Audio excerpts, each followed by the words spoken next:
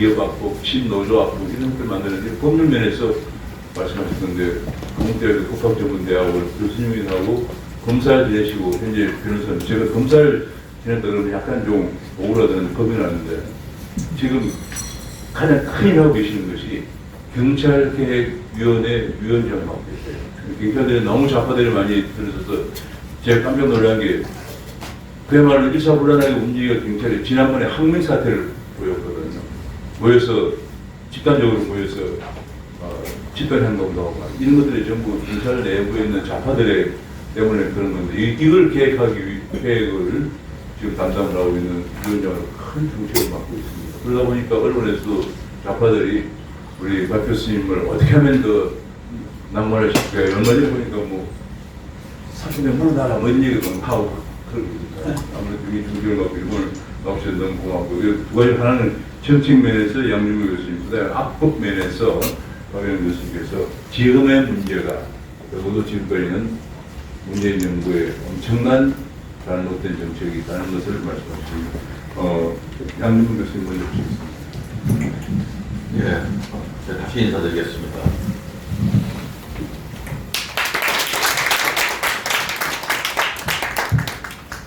문정부 구체청산이 복합 문제 극복 시작이라는 말씀을 드리겠습니다. 사실 문정부 자체가 남겨놓은 여러 가지 부패가 있는 상황에서 이것을 끌고 가는 것이 큰 과제인데 이 문정부가 폭탄을 터뜨리고 퇴임을 하셨기 때문에 이 폭탄을 제거하는 데만 한 5년이 걸리지 않겠는가 그래서 험난한 길이 앞에 놓여있다고 생각합니다. 이 경제학자가 좀 정치적인 얘기부터 시작을 하는 것이 좀 안타까운 현실인데 우리나라에서 큰 잘못된 프레임 중에 하나가 우리는 산업화 세력이니 우리는 민주화 세력이니 이런 말들을 하는데 좀 잘못됐다고 생각을 합니다. 전 대한민국 건국 자체가 근대화와 민주화 그리고 산업화의 상징이었다 이렇게 생각을 하고요.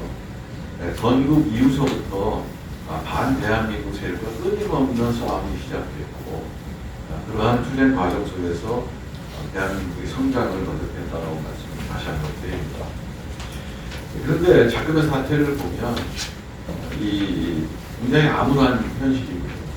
그 암울한 현실이 상징적으로 나타난 것이 이제 문재인 정권이었다라고 생각합니다. 우선 교육 분야를 보면 교육 분야는 오래전서부터 이 좌익 사상에 물들어 있는 사람들이 장악을 했죠. 화면에 보시면 민주화 얘기, 근대화 얘기, 산업화 얘기가 있습니다만 좀 짚고 넘어만 가면 미국은 1965년에서야 흑인에게 연방 선거권을 부여했습니다.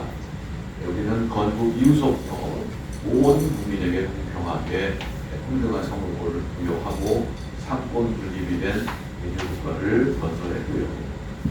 근대화, 신분제 타파를 이미 건국으로 이루어져서 모든 국민이 평등하게 자기 삶을 꾸려나갈 수 있도록 건국을 했습니다.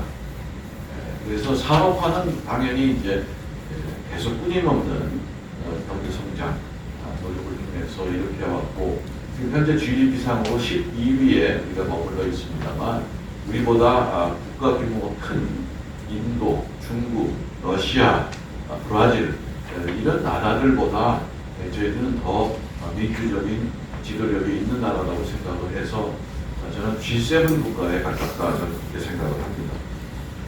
반페이지 보시면은 그런데 이제 지금 자금의 사태는 이러한 희망성과 달리 대한민국을 반대하고 대한민국의 경제 체제를 다른 체제로 만들려고 하는 그러한 세력들이 국상화됐고 교육 분야, 노동 분야, 또 공공 분야 할 것 없이 그 세력이 상당 부분 대한민국을 장식하고 있다. 그래서 문재인 정권이 등장한 것이 우연이 아니었다라고 저는 보고요. 이것을 걷어내서 우리가 건국 이념으로 돌아가서 자유민주주의 시장경제 체제를 다시 한번 강건하게 만드는 것이 경제를 살리는 길이다 그렇게 생각을 합니다. 그래서 이 사라지고 있는 자유민주주의와 시장경제 체제를 다시 한번 복원하자라고 하는 것이고 문재인 정부가 뭘 하려고 했었느냐 이렇게 한번 보시면요. 앞에 보시면 경제를 계속해서 파괴하는 그런 작업을 했습니다. 그건 의도적이라고 저는 생각을 합니다. 소득주도 성장이라고 하는 것은 사실은 마르크스 이론에 따라서 만든 정책이라고 생각을 합니다. 그런 마르크스 이론들은 과소소비설 내지는 임금주도 성장 뭐 이런 식으로 표현이 있는데 표현만 다를 뿐이지 내실은 같다. 결과적으로 소득주도 성장으로 경제 침체, 고용 참사, 자영업자 몰락이 됐고요. 노사관계의 경직화는 단순하게 노동시장의 경직성만 가져오는 작품이 아니라 노동자 세상을 만들자라고 하는 그런 구도 하에서 이루어진 것이고, 경제가 나쁜 것을 포퓰리즘으로 막으려고 오랜 동안 돈을 무제한적으로 썼죠. 결국 국가 채무를 증가시키고 대한민국이 더 이상 나갈 수 없는 자전거 경제를 만들어냈다. 그래서 정상화하는 길이 굉장히 위태롭게 만들었습니다. 자전거 페달을 멈추고 경제를 정상화하려면 자전거가 쓰러지는 그 지경이 이렇기 때문에 지금 정상화하기 험난하다는 말씀을 드리고, 이런 반시장 경제 체제를 바꾸는 길만이 경제를 다시 한번 일으키는 길이라고 생각합니다. 다음 페이지 보시면 국가 채무, 우리 뭐 다 알고 계시겠습니다만, 저 그래프를 보시면 1953년서부터 최근에 이르기까지 경제 성장률을 그림으로 그린 것입니다. 87년 이후서부터 빨간 선을 보면 잠재 성장률을 계산한 것인데요. 지속적으로 한 번도 증가하지 않고 계속적으로 하락하는 것을 보고, 지금 현재 블랙으로 음영 표시가 된 부분을 보시면 문재인 정권 시절입니다만, 1953년 전쟁이 끝난 직후의 경제 성장보다도 오히려 낮은 그런 저성장 기조가 고착되어 있다고 생각을 해보시면 될 것 같습니다. 다음 페이지 보시면은 이 문재인 정부의 경제 성적표, 우리 숫자로 말해줄 수가 있습니다. 경제 성장률 하락했고요, 소비자 물가 상승했고요, 실업률 올랐습니다. 36시간 미만의 근로자 기준은 월등하게 올라갔고, 국가 채무는 악화됐고, 부동산 가격은 올라갔고, 기업들은 이자마저 갚지 못하는 그런 상황에 내몰렸습니다. 이것이 문재인 5년간의 경제 성적표인데, 단순하게 경기가 나빠진 것으로 보면 우리가 어떻게 회복할 수가 있겠는데, 아까 말씀드린 바대로 대한민국 경제 체제를 바꾸려고 노력했고, 그러한 것이 일부 성공했기 때문에 이것을 막아내는데 여러 가지 어려움이 생긴다는 말씀을 드립니다. 그래서 지속 가능성이 얼마큼 파괴되느냐, 앞에 보시면 재정의 지출 효율성이 떨어졌죠. 돈을 많이 썼으면 그만큼 경제가 좋아져야 되는데, 문재인 정부는 돈 쓰는 데의 효율성이 현저하게 떨어졌습니다. 다른 정권보다도 현저하게 떨어져서 오히려 돈은 돈대로 쓰고 경제는 경제로 악화되는 그런 현상을 가져왔고요. 이제는 국가 채무가 늘어서 국가 채무로 발생하는 이자를 증가된 세수로 갚지 못하는 상황에 이르렀습니다. 그러니까 빚을 내서 이제 국가 채무에 빚을 갚게 되는 그런 현상이 벌어졌기 때문에 향후에 국가 채무 문제가 계속해서 우리 성장의 발목을 잡을 것이라고 보여지고요.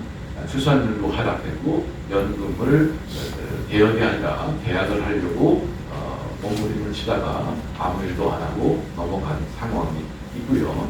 반시장 정책을 계속해서 폈습니다. 그러나 무엇보다도 중요한 것은 문재인 정권 5년간 경제하려는 의식, 우리 의식을 말살시켰다.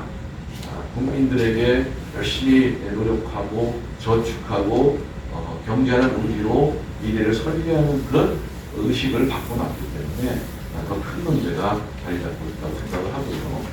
그 다음 페이지 보시면 저출산이 가속화되어 있습니다. 저 맨 위가 제일 높은 시도가 어딘지 아시겠습니까? 맨 위. 세종시입니다. 세종시가 되게 공무원들 안정된 직장을 가진 그런 직장에서 근무하시는 분들이 많이 계시는 그런 시도인데, 거기도 현저하게 떨어지고 있는 모습을 보여줄 수 있고요. 재정 지출의 효율성도 다음 페이지 보시면 얼마나 떨어졌는지를 알 수가 있고, 오히려 마이너스까지 간 그런 결과를 가져다 주고 있습니다. 그래서 문재인 정부가 얼마나 여러분들이 정책에서 재정을 낭비했느냐를 알 수가 있고 이번 정권에서는 재정 지출의 효율성을 올리지 않으면 방법이 없다고 생각을 합니다. 따라서 다페이지 보시면 걷잡을 수 없이 국가 채무가 늘어났고 있고 이런 저출산과 함께 국가 채무의 증가는 미래의 재앙을 가져다줄 수밖에 없다. 그래서 이 미래 세대의 재앙을 던졌고 그것이 현재에도 경제의 어려움을 가져다 준다는 생각을 해봅니다. 그러면 위기에 대한민국 경제가 그러면 어떻게 문제가 생겼느냐? 지금 다시 한번 다음 페이지 한번 넘겨주시면 다음 페이지 넘겨주시면 우리 한국 경제의 리스크를 한번 보시면 첫째 인구 구조의 변화가 녹록지 않죠. 그다음에 이제 체제 리스크가 증대했습니다. 반대한민국 세력이 등장을 하고 그것이 정권에 영향을 줄 정도의까지 세력을 확대해 놨기 때문에 이것을 꺾지 않으면 대한민국의 미래는 없다라고 보여집니다. 그 다음에 정부 자체가 리스크가 커졌습니다. 정부가 이제 국가 책임으로서 난민이나 난민법과 같은 그러한 재정 문제로 인해서 경제가 망가지는 그런 현상을 발생할 수가 있고 또 비효율적인 재정 지출로 인해서 그동안에 우리 산업화의 어떤 1등 공신 중에 하나인 정부가 이제는 경제 위기를 만드는 주범으로 전락할 수 있다는 위기감이 감돌고 있습니다. 그 다음에 저성장이 이제 강화되고 있는 그런 상황에서 정부가 효율적으로 바뀌어야 된다는 말씀을 드리고 국제 환경도 녹록지 않다는 걸 여러분 잘 알고 계시죠. 그래서 공급망의 문제, 앞으로 한국 경제가 어떤 전략을 취해서 미래를 이끌어나갈 것인가에 대한 문제도 지금 윤 정부가 내놔야 될 그런 문제 중에 하나라고 생각합니다. 그 다음에 자산시장의 리스크, 지금 국민연금 고갈 문제, 또 주식 문제, 부동산 문제, 이런 리스크를 어떻게 지혜롭게 극복해 나가느냐가 문제가 있고요. 지금까지 윤 정부는 문재인 정부가 던진 폭탄을 지금 잘 수습해 나가는 과정에 있습니다만 아직도 시간이 필요하다는 말씀을 드립니다. 다음 페이지에 위기의 대한민국 경제를 어떻게 했는가? 8.7 체제 이후에 여러 가지 이제 정권이 들어와서 정책을 썼습니다만 그 과정에서 우리 산업은 상당한 위기를 맞고 있다. 특히 지난 10년간 수출 둔화와 여러 가지 문제는 심각한 정도에 쌓여 있습니다. 그 원인은 바로 중국에 있다. 이걸 그렇게 생각합니다. 다음 페이지 보시면 중국이 과거에는 우리에게 어떤 협력적 관계로서 우리의 중간재를 중국에 수출하고 중국이 완성품을 만들어서 해외에 수출하는 그런 상부 3조의 길을 걸었거든요. 지금은 우리와 경쟁하는 경쟁국으로서 우리의 산업을 보살시키는데 일조하는 나라가 됐다고 저는 생각을 합니다. 아직도 중국에 대한 미련을 버리지 못하는 사람들이 많이 있는데요. 사실 중국의 대중국 경상수지 흑자 부분은 매우 적고 오히려 미국이 중국에 대한 경상 성장 흑자 부분보다 미국의 대미 수출로 인해서 벌어들인 돈이 훨씬 더 많아요. 10배 정도 되는 그런 상황에 지금 있고요. 또 중국이 자국 생산을 늘리면서 계속해서 우리 산업의 수입을 줄여나가고 있기 때문에 지금 거의 모든 분야에서 철강과 조선, 자동차, 화학 모든 분야에서 국제적으로 경쟁 관계에 놓여있고 앞으로 우리나라의 산업의 경쟁력을 획기적으로 올리지 않으면 중국에게 전 먹힐 수밖에 없는 그런 상황에 놓여져 있다는 말씀을 통계로 보여드렸습니다. 다음 페이지 한번 보시면 그런 상황인데도 불구하고 우리 정치권은 기업하기 어려운 나라를 어떻게 만들까 밤새 고민하시는 분들로 지금 다 놓여져 있지 않을까 생각할 정도로 기업하기 어려운 나라를 만들고 있습니다. 제조업 중심 국가에서 제조업을 압박하는 그런 어처구니없는 정책을 계속해서 써왔다. 환경 규제, 노동 규제, 산업 규제, 배급 규제 등등 이루 말할 수 없는 규제의 공화국을 만들어서 기업 경제가 한국 경제가 경쟁력을 올릴 때 지금 실패했다라고 보여집니다. 다음은 반도체 분야를 말씀드리겠습니다. 반도체가 유일하게 자동차와 함께 반도체가 우리나라 경제를 그동안에 끌어왔습니다. 다른 부분에서의 어려움을 반도체 부분에서 가려왔는데 이 부분도 지금 굉장히 문제가 드러나고 있다 말씀을 드립니다. 통계적으로는 아직도 중국과 홍콩에 많이 의존하고 있습니다. 그 이유는 전자산업의 생태계가 중국을 중심으로 공급망이 구성되어 있기 때문에 우리 중국에 있는 우리나라 기업에 수출하거나 등등해서 반도체 수출의 중국이 정도가 높습니다만은 그러나 이러한 공급망은 앞으로 많은 변화를 가져다 줄 것이다. 그리고 중국이 우리를 쫓아오기 위해서 반도체에 많은 투자를 하고 있습니다. 따라서 앞으로도 계속해서 중국이 우리 반도체에 의존할 것이라고 생각하는 것은 잘못된 생각이고요. 다른 산업과 마찬가지로 절강이나 화학이나 다른 산업과 마찬가지로 반도체도 중국에 지금 고사당할 수밖에 없는 상황이다. 그래서 오히려 미국의 이번의 공급망 정책은 우리에게 시간을 벌어주는 그런 정책이고 이것을 정말 천재인후의 기회를 삼아서 기술력을 더 높여서 우리가 반도체 부분, 자동차 부분, 클린 비클, 청정 자동차 부분에서 배터리 부분이죠. 이런 부분에서의 기술 근처를 확대함으로써 우리 경쟁력을 계속해서 유지 발전시켜 나가야 된다는 말씀을 드립니다. 여러 가지 복잡한 말씀을 드릴 수는 있겠습니다만 제가 20분 정도 할 생각으로 좀 알람을 켜놨는데 5분 남았습니다. 그래서 넘기도록 하겠습니다.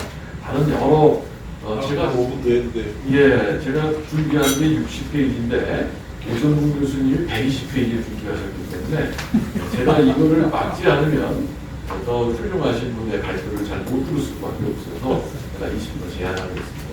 다 넘기시고요. 공급망 경제에 대해서 한 말씀만 드리면 계속해서 넘기시면 됩니다. PPT를 넘기시고요.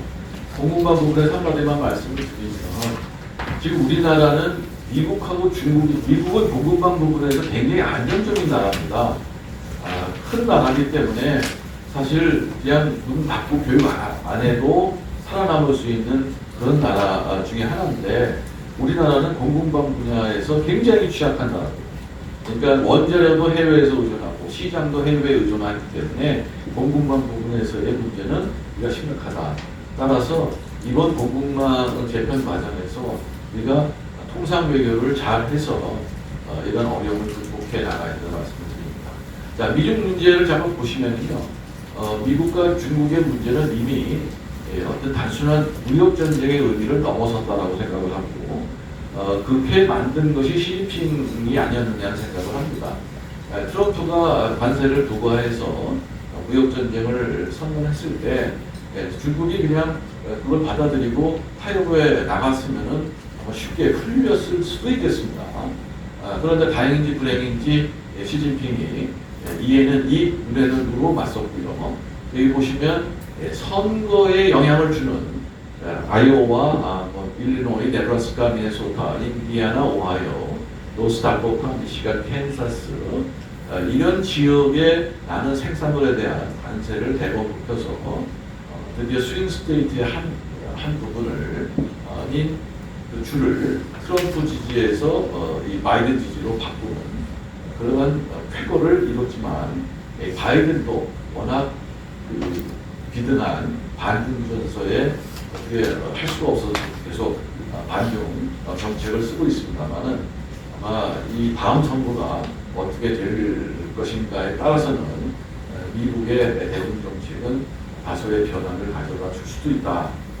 그렇지만 이 결과가 어떠하든 간에 반도체 부분, 배터리 부분, 모든 공급망 부분에서 우리 중국과 경쟁적인 관계로 변했으며 이것은 앞으로 더 격화될 것이고 그리고 앞으로 우리의 경쟁력을 끌어올리는 기반이 우리가 살아남을 수 있는 기반이라고 생각을 합니다.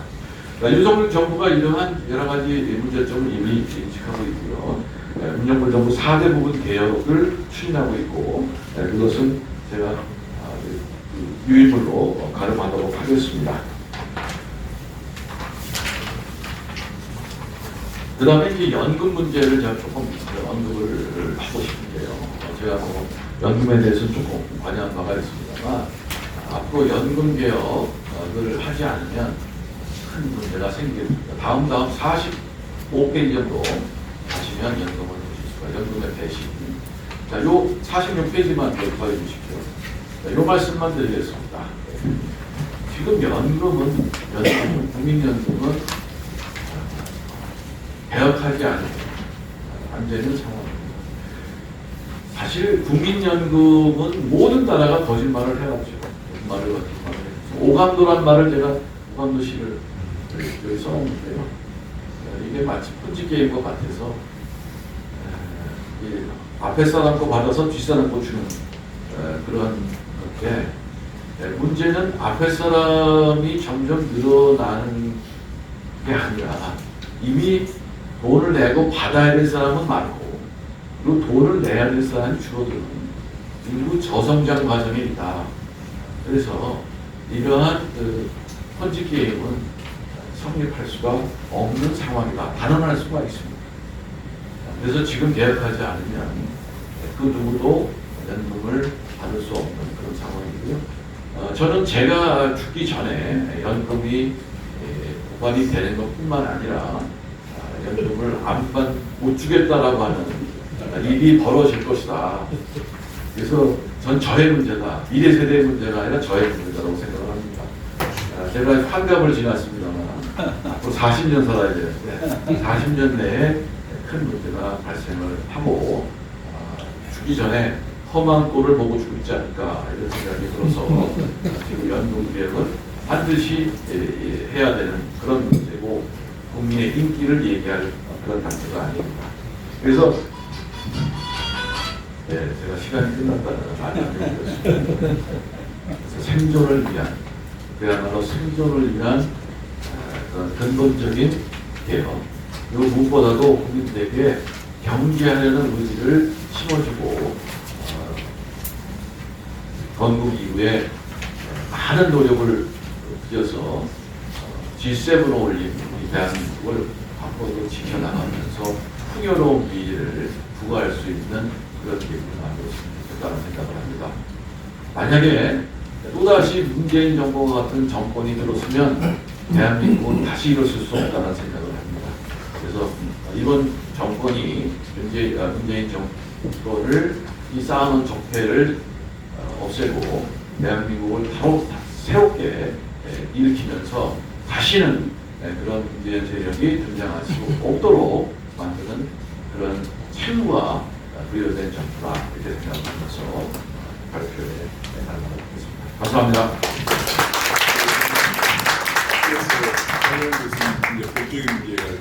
예, 박일환이라고 합니다. 정부 쭉 제가 여러분도 마찬가지지만 돌면서 비몽사몽간에 들어도 핵심은 기승전 문재인 이렇게 된 게 다 문재인 탓이고, 해법으로는 우리 조동근 교수님이 anything but 문재인만 아니면 아무거나 다 되네요. 그런 해법을 주셨는데, 저는 쭉 말씀을 들으면서 한 가지 좀 근본, 제가 경제학이 전공이 아니라서, 문재인 정권이 이제 정권 교대로 물러나고 윤석열 정부가 출범한 지 한 1년이 안 된 시점에 교부문고, 광화문 교부문고에 가서 제가 깜짝 놀란 게, 문재인 정권의 잘한 점, 5년 동안 문재인 정권이 잘한 점을 제 기억으로는 그 보고서가 한 5권짜리 정도 두꺼운 책으로 출판이 됐는데, 그게 거의 베스트셀러로 되어 있어서 지금 여기서 듣는 입장하고는 완전히 멘붕이 올 정도로, 어떻게 저렇게 5권을 책을 잘한 점만 골라서 쓸 수 있는가. 또 국민들이 거기에 열광을 해서, 물론 문바들이나 애딸들이 그 책을 조국이하고 가서 샀겠죠. 어떻게 그럴 수 있을까? 다 제가 기억은 못해도 잘한 점 하니까, 이렇게 세계적인 팬데믹, 경기 우려, 그리고 그 에너지 위기 속에서도 수출이 줄어들지 않았다. 다른 나라에 비해서. 그리고 수출 중에서도 특히 방산 무기, 우리나라 국산 무기가 건국 이래 최대로 수출을 많이 했다. 문재인 정권 때. 그리고 또 제 기억에 정시황황, 정시가 망한다고 그렇게 경제학자들이 경고를 했는데도 문재인 정권 5년 동안 역대 최고로 정시가 올라가서 청년들이 너도 나도 정권 투자를 뭐 영끌해서 하는 그런 시대를 만들었다. 그리고 물가도 그런 어려운 속에서도 물가 관리도 어느 정도 성공적으로 했다. 나아가서 코로나라는 팬데믹 기간이 문재인 정권의 대부분 기간인데 팬데믹 관리도 다른 어느 선진국에 비해서 사망자라든가 그 예방접종률 같은 게 선진국 못지않게 했다. 내가 대략 지금 기억하는 겁니다. 저는 호기심에서 책은 사진 않고 그냥 써서 대강 이렇게 훑어봤는데 이런 식으로 모아보니까 문재인 정권이 잘했다고 하면은 일부 국민들은 그렇구나 라는 그 유산이, 정신적인 유산이 아직도 지배하는 것 같아서 사실 걱정이에요. 왜냐, 우리가 이렇게 비판 기승전 문재인이라고 하지만은 과연 저놈들 프레임을 벗어날 수 있을까라는 게 한편으로는 걱정이 됩니다. 이건 정말 제가 순수하게 경제학을 안 한 이 자리에 있는 그 유일한 이제 일반 시민 더구나 법을 하는 입장에서 이렇게 말씀드렸습니다. 제가 맡은 부분은 사실은 경제 심리 부분입니다. 뭐 행태 경제학에서도 이야기를 하고 경제 심리를 많이 이야기합니다만은 뭐 주식 이야기도 했습니다. 이제는 경제도 심리라고 이야기를 하죠. 저도 깜짝 놀란 부분이 한국은행에서 매달 월말에 경제 심리 지수를 우리 학자들은 조금 간과를 하고 있던데 경제 심리 지수를 기업 경기 실사 지수, 소비자 동향 지수를 합한 지수를 해서 한 달에 한 번씩 발표를 하고 있습니다.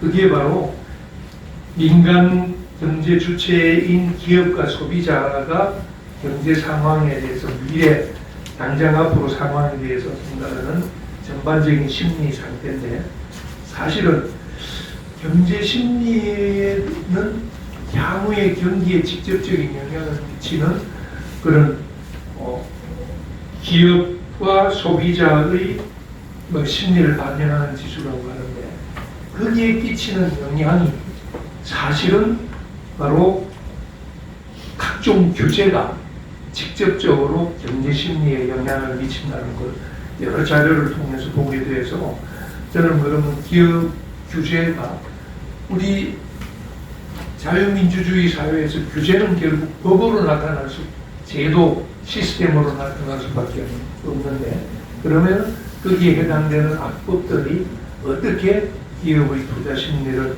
위축시켜 왔는지 그쪽으로 한정해서 하는 것도 좀 의미가 있어서 보여서 그런 주제를 한번 잡아봤습니다. 그래서 경제심리지수라고 말하는 ESI가 100을 기준으로 해서 보니까 자료를 찾아보니까 한국은행이 발표한 지 한 10년 정도 됐습니다. 매달 발표를 하는데 그 100이라는 기준은 2003년 1월부터 2012년 12월까지 한 10년 정도의 경제심리지수 평균을 100으로 해서 그 100을 기준으로 해서 그때부터 쭉 발표를 했습니다. 근데 아니나 다를까 경제심리지수가 2021년도 최초로 106.9에서부터 해서 그때부터 지속적으로 하강 상태를 지금까지 유지하고 있는데 그 원인들이 저는 문재인 정권 때 양산된 악법이 아닌가 아까 제가 고정근 교수님 말씀이 기억이 나는 게 경제가 이렇게 수치상으로 전 분야에 대해서 망하게 되는 것은 문재인 정권이 의도적으로 경제를 망하게 하려고 하지 않으면 있을 수 없는 일이라는데 그런 분석도 참 의미가 있다고 보여졌습니다. 그러면 문재인이가 왜 일부러 실수로 망한 게 아니라 의도적으로 경제를 망하게 했을까? 우리 이제 법학자들이나 정치학자들이 이야기하죠.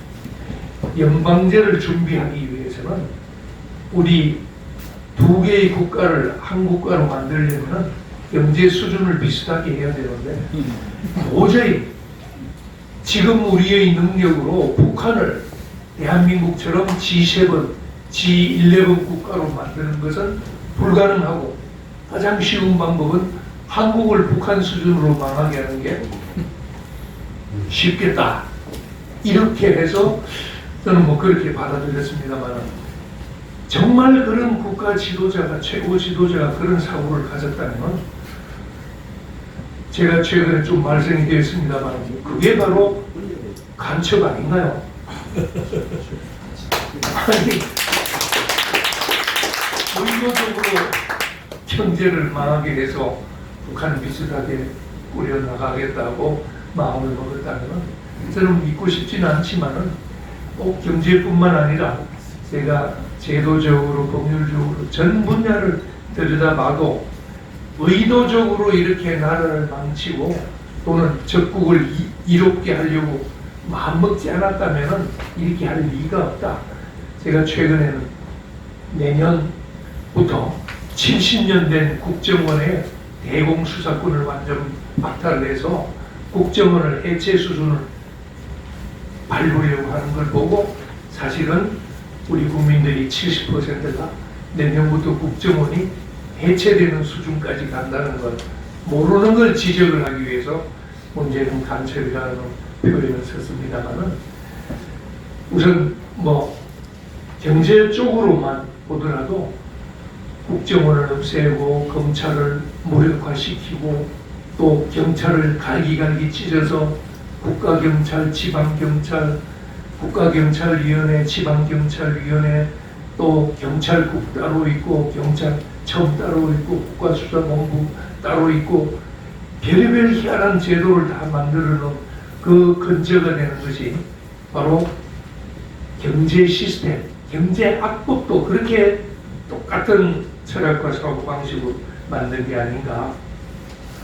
여하튼 기업 경기 실사지수가 기업의 경제 심리에 직접적인 영향을 미친다고 하는데 기업 경기 실사지수 추이를 보니까 경기 전망 부진은 아주 장기화된 게 지금까지도 그 여실히 나타나는데 한국은행에서 발표한 자료 가장 최근 자료가 지난 6월 29일 대한상공회의소는 6월 27일 한 2주 전이죠. 1주 전이구나.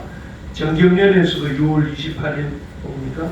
전부 100 이하에서 하회하고 있는데 그런 경영 환경 악화 요인이 경영학자들한테 가장 최근에 모바일로 하면서 신청 여론조사로 물어본 것 중에 가장 큰 원인이 불안한 노사관계를 첫 손으로 꼽습니다. 정권이 바뀌었음에도 불구하고 글로벌 경기 침체 여러 가지 선다형 중에 우리가 고르기 쉬운 글로벌 경기 침체, 미중 갈등, 뭐 공급망 불안 이런 선택지가 있는데도 불구하고 노사관계 불안을 1등으로 꼽았다는 것은 정말 쇼킹한 일이죠.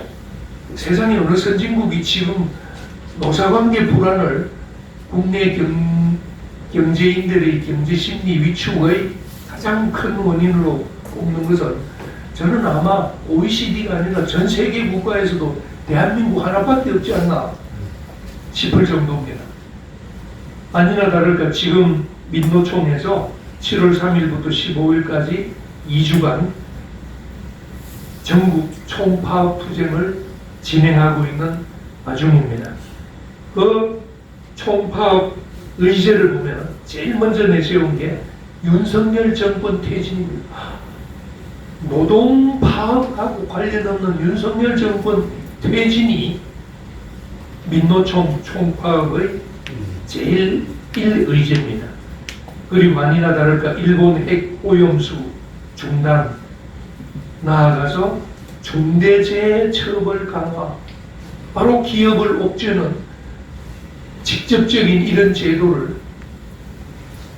노조, 민노총과 노동계와 과거 문재인 정권이 함께 해왔고, 그 장단인 민주당이 지금까지 여기에 같이 하고 있다는 게 정말 정근대적인 우리 경제의 발목을 잡는 그 이제 악법의 양산 배경도 바로 그 길이 있지 않나, 뭐 그런 생각을 해봅니다.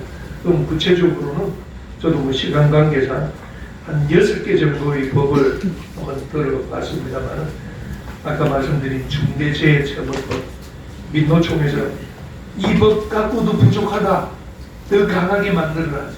중대재해처벌법은 아시다시피 우리나라 과실치상상이라는 원래 산업체가 생기면은 다 과실금이죠. 아무리 나쁜 악덕 기업주라도 근로자를 일부러 죽일 리는 없죠. 그런데 업무상 과실치상상 죄가 있는데도 불구하고 그래도 특별법으로 산업안전보건법이 있어서 산업재해에 대해서는 규제를 강화를 하고 있습니다. 그게 국제적인 표준인데도 불구하고 또 제재특별법을 또 만들어서 앞에 재해 앞에 중대자를 또 붙여서 기업을 옥죄는 대표적인, 그래서 전형적인 과잉입법이다. 과잉입법, 징역 1년 이상. 누가? 이재용 같은 오나가 직접 중대재해처벌법에 해당되면 징역 1년 이상, 벌금은 10억, 중소기업이 10억이면 어떻게 돼요? 거기다가 플러스 징벌적 손해배상 5배. 1억의 손해가 나면은 5억을 배상해줘야 된다. 이것까지 도입되는데 민노총에서는 그것도 부족하다고 아까 말씀드린 대로 총파업의 투쟁 목표로 중대재해 강화를까지 하고 있습니다. 그 다음 두 번째 악법은 특경법 시행입니다. 특경법, 이것도 문재인 정권 때 시행령을 고쳐서 간단하게 설명을 하면은 기업의 창업주 또는 오너, 대기업 경영주가 경영상 손해를 끼쳤을 경우에 종전에는 자기 회사로 복귀하는 거, 지가 지 회사에 손해 끼쳤는데 자기 회사 복귀하는 것은 사실은 처벌 대상이 아닌데 문재인 정권 때는 이재용, 예를 들어서 이재용 회장이 삼성에 배임을 해서 또는 횡령을 해서 삼성에 손해를 끼칠 경우에 징역 5년을 살고 나와도 삼성그룹 회장으로 복귀를 못하게 법으로 말뚝을 박아놓고, 세상에 이런 법이 통과된 줄도 대부분 모르고 있다가 지난번에 이재용 씨가 형을 살다가 나와서 여기 딱 걸렸죠. 편법으로 이재용 씨가 당분간 월급을 받지 않겠다, 취업이 아니다, 뭐 이런 식으로 비켜나가야 되고, 그리고 그게 5년간 취업 금지입니다. 거기에 걸려가지고 롯데하고 SK도 형을 다 살고 나왔는데도 5년간 자기 기업에 복귀를 못한다. 정말 시장 경제에서는 이사회 경영진이 주주가 판단을 해서 아무리 나쁜 놈이라도 형 살다 나와서는 회장 시키겠다 하는 것은 국가가 말려서는 안 되죠. 근데 굳이 이 친구는 형을 살고 나왔으니까 회사 복귀를 못해. 복귀를 하려면은 법무부 장관 허가를 받아야 된다. 그게 특경법의 요지입니다. 그럼 뭡니까? 그 당시 박범계, 추미애, 조국의 허가를 받아야 경영에 복귀할 수 있다. 이 전형적인 사회주의 재벌을 옥죄는 입법이 아닐 수 없습니다. 윤석열 정권이 지금 집권에 서면은 빨리 이걸 고쳐야 됩니다. 근데 아직까지 시행령을 고쳐야 되는데 아직까지 안 하고 있는 것은 아마 윤석열 정부도 아직까지 여기까지 신경을 못 쓴 것 같아요. 그리고 세 번째는 지나치게 과도한 상속세 법인세 문제입니다. 아까 어느 분도 말했지만은 대한민국 문재인 정권 때 법인세 같은 세계 최고율까지 쪼개서 올리고 상속세는 안 그래도 기업 경영승계까지 경영권 상속까지 할증과세를 하면은 65% 상속세가 예를 들어서 1,000억 상속을 받으면은 650억을 상속세를 내야 되는데 650억 현금이 어디 있습니까? 주식을 상속받으면은 주식을 처분해야죠.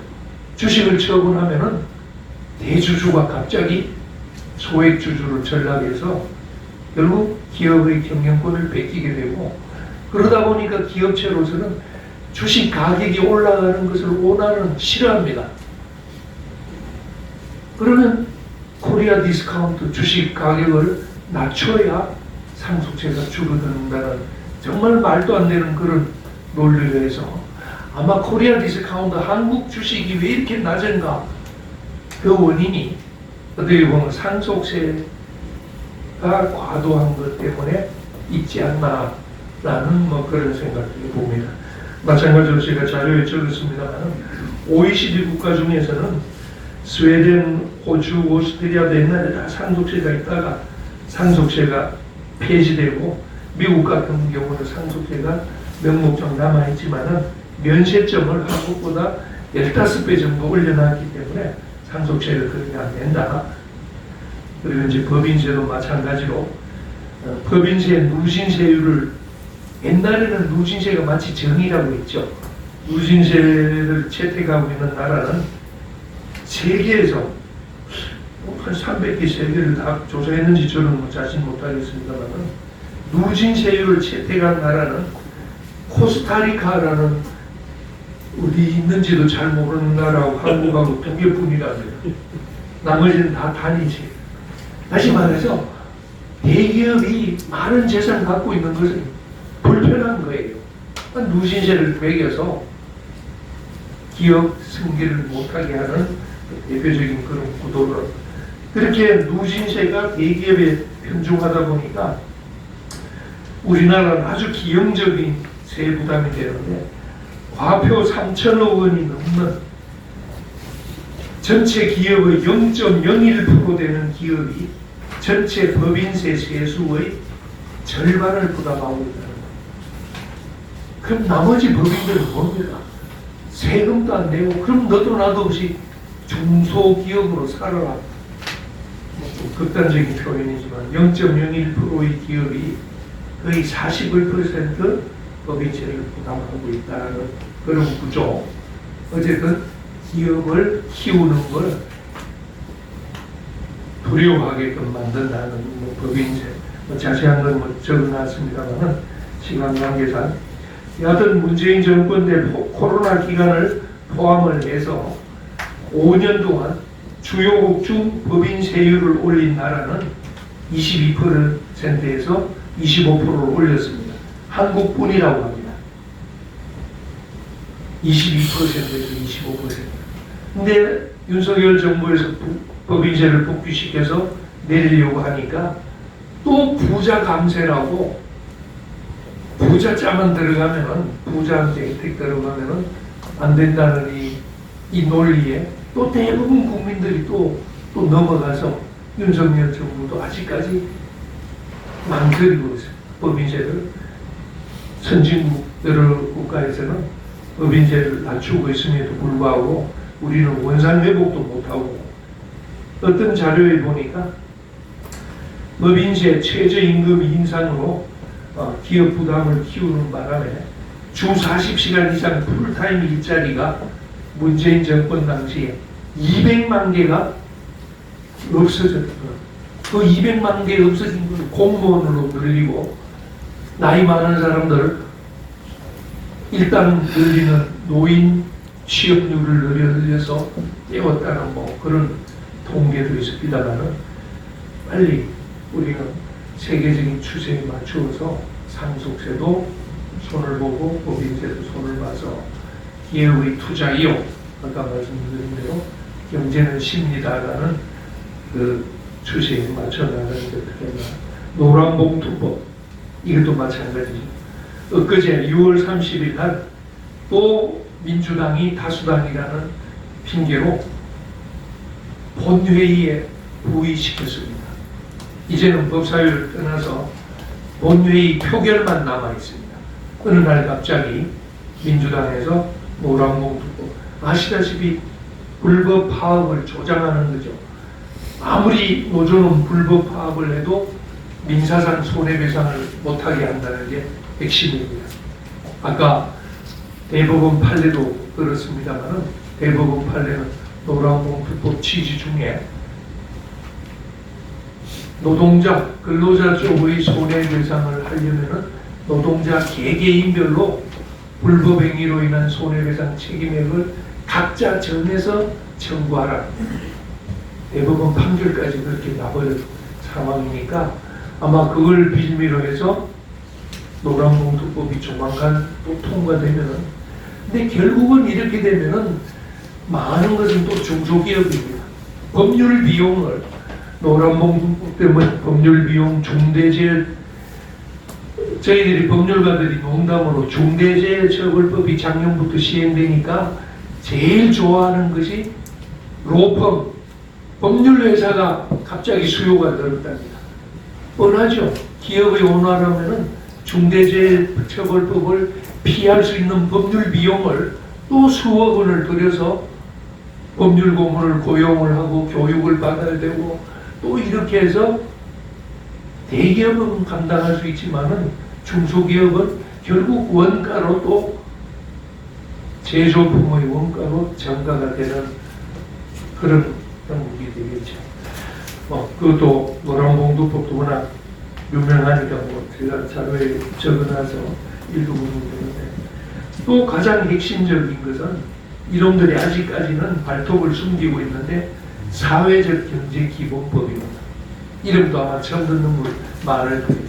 박원순이가 죽기 전에 핵심적으로 추진했던 것, 마을 공동체, 사회적 기업, 협동조합이라고 해서 쉽게 말해서 운동권 기업, 좀비 기업을 사회적 경제 기본법이라고 해서 사회적 경제가 사회적 소셜 이코노미, 저는 전통 경제학이 이런 용어를 쓰는지는 모르겠습니다만 사회적 경제의 반대말이 자본주의 경제가 되지 않을까 뭐 이렇게 추측을 합니다만, 여하튼 자본을 싫어하는 사회적 경제는 이름은 좋죠. 양극화 해소하고 일자리 창출하는데 결국 핵심은 그런 사회적 기업이 노무현 정권 때 그 사회적 기업 육성법이 사실은 만들어졌습니다. 사회적 기업이란 용어까지 씁니다. 기업은 개인의 이익이 아니라 사회적이다. 얼마나 무서운 말씀입니까? 이렇게 해서 과거 10년 동안 박원순 시장 시절부터 사회적 기업이 동네마다 다 있습니다. 커피숍 하나 만들어 놓고 사회적 기업이라고 해서 뭐 하느냐? 지원을 받습니다. 공짜로. 임금비 지원받고 재료비 지원받고 이렇게 해서 좀비 기업을 국가에 의존하게 해서 취업 명목으로 키워주는 거. 지금은 기본법이 제정되면 그 내용을 보면 기가 차는 게 공공기관에서 재화 서비스 구매액의 최고 10% 정도를 사회적 기업으로부터 조달해야 된다. 어디 많이 본 것 같죠? 장애인들이 장애인 기업을 만들면 공공기관에서 얼마 정도 이렇게 사주는 거 있잖아요. 그걸 사회적 기업에도 확대를 해서 이제 우리나라는 너도 나도 이제 사회적 기업 만들면 최소한 망하지 않게 국가가 책임져 준다. 그래서 연간 최대 7조 원 정도 판로까지 보장을 해주는 상품의 질이나 서비스의 질은 고려하지 않고 다만 사회적 기업이라는 이유만으로, 그래서 운동권 퍼주기, 좀비 기업 육성법은 아마 또 민주당이 처리할 때 여러분들 정신 바짝 차리고 이것도 좌절시킬. 그다음에 마지막으로는 공기업에도 다 있어요. 삼성 해체법이라고 하는 삼성생명법, 쉽게 말해서 보험업법을 개정 중. 이것도 은근히 물밑에서 열심히 하고 있습니다. 지금 법사위까지 넘어가 있는 걸로 알고 있는데 보험사는 총자산의 3%까지 계열사 주식을 지금 현행으로는 취득 원가로, 그러니까 10년 전에 취득했으면 그 원가가 그대로 되는데 법을 살짝 개정을 해서 시가로서 3% 정한다니까. 예를 들어서 삼성생명 같으면은 총 자산의 3% 넘는 지분, 지금 3%가 넘는 9.2% 정도 갖고 있는데 이걸 시가로 계산을 해서 3% 이하로 낮춰서 처분하면 삼성전자 지배구조가 순환 지배, 삼성물산, 삼성생명, 삼성전자로 이어지는 지배구조가 무너뜨리게, 이것도 의도적인 법입니다. 삼성 해체법이라고. 삼성을 타깃으로 해서 이런 무시무시한 법을 만들고 있는 것도 결국은 오정근 원장님이 말씀하신 대로 의도적으로 망하게 하기 위해서 대기업 망하고 나아가서 대한민국 경제를 망하게 하려고 하는 목적이 아니면 이런 걸 만들 수가 없다는 것. 그래서 뭐 한 6가지 정도를 지금 진행 중이거나 만들 거나 한 건데, 뭐 시간 관계상 한두 개 더 되면은 민주화 유공자법이 또 지금 준비 중입니다. 민주화 유공자법은 뭐냐면 광주 5.18법이 혹시 여러분 몇 개 있는지 아세요? 5.18법이 4개가 있습니다. 처음에는 개별적으로 보상금을 지급을 하다가 보상금을 일회용으로 다 받고 나니까 끝났잖아요. 근데 영구히 받기 위해서 5.18 특별법을 또 제정을 해서 법을 4개를 만들었는데 국가 유공자하고 동일 수준으로 만들었어요. 그럼 이것은 영구히 국가 유공자처럼 자손들까지 혜택을 받을 수 있게, 거기에 보면은 공직 취업할 때 10% 가산점 주고 장학금 주고 이런 게 다 들어있는데, 드디어 민주화 유공자법, 예를 들면 동의대 사건 때, 동의대학교, 부산에 있는 동의대학교 학내 분규 사건 때 그 도서관 점거에 있다가 경찰이 진압을 할 때 마연병을 던져서 경찰관 7명이 죽었죠. 그게 민주화 운동으로 판정을 받게 되면 그 관련자들은, 그때 죽은 경찰들은 민주화 유공자가 안 되고 마연병 던진 친구들은 민주화 유공자가 되는 이런 법을 준비 중인데, 어쨌든 나라 돈을 그냥 이리 빼먹고 저리 빼먹고 하는 이태원 특별법도 지금 준비 중인 거 알죠? 이제 세월호 같이 이태원도 참 우리나라 저는 법을 하는 입장에서도 정말 이상한 나라예요. 어떤 나라든지 자살을 하는 국가는 없는데 우리나라는 이상하게 자살을 목표로 해서 나가는 국가인데, 전 국민도 우리 김기현 대표 말 맞다나 마약에 취했는지 아무도 위기감을 느끼지가 않고 자살로 향해서 달려가고 있는데도 전부 쥐새끼들처럼 절벽을 향하여서 뛰어가는 우리 국민들이 아닌가, 뭐 그런 생각. 또 이 소리를 듣고 또 고발을 하면 또 어떡하지? 뭐 그런 생각이 듭니다. 여하튼 경제는 심리다 해서 우리 기업을 살리려면 빨리 경제 악법부터 걸어내서 기업의 투자 심리를 살려주는 것도 우리 윤석열 정부가 지금 바로 시행해야 될 일이 아닌가, 그런 생각하면서 마치겠습니다. 감사합니다. 경제학법에 정말 법이 너무 많은데, 작년 아메리칸 에코노믹 어소시에이션이 매 연초에 연차 총회를 합니다. 거기 가서 뉴스라고 얘기해 보니까 그 당시에 트럼프 대통령 당선에 가장 큰 것이 상속세 폐지하다는 거예요. 그 이유가 뭐냐면, 상속세 폐지하니까 대기업들의 상속세가 문제가 아니고 아메리칸 드림을 꿈꾸면서 미국에 왔던 많은 중소기업이나 그 자영업자들이 열공을 하면서 트럼프를 지급하는 겁니다. 그만큼 상속세 문제가 중요한, 우리나라는 지금 이제 부자를 적게 써야 돼요. 그러다 보니까 어떤 일이 생기냐면요. 우리나라는 대기업의 비중, 고용 250년, 300인 정도 되는 비중이 0.1% 정도밖에 안 됩니다. 그러다 보니까 대기업에 종사하는 취업자 비중도 한 20%가 채 안 되거든요. 10몇 %정도 될 겁니다. 근데 미국은 300인 이상 종사 기업들에 종사하는 근로자의 비율이 한 30%예요. 그러니까 미국의 양질의 일자리가 많은 거예요.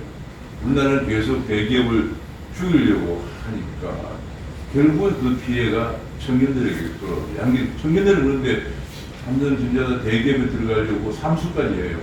그런데 자꾸 정치권은 대기업을 죽여서 양질의 일자리를 없애려고 하니까 말이 안 되는 거죠. 그래서 이게 지금 뭔가 국민들의 정서를 이용하려고 하는 정치들과 현실적으로 양질의 일자리를 공급해줘야 되는 청년들이 공급해줘야 되는 그런 것들이 서로 지금 미스매치가 되고 있는 그런 상황인데 그걸 우리가 일깨워주는 수밖에 없다. 우리 소수그룹이 자꾸 그렇게 하면 안 된다. 결국은 청년들의 피해가 돌아간다. 이런 생각을 합니다. 지금 제가 시간이 됐으니까 좀 빨리 슬라이드하고 너무 많다고 그러는데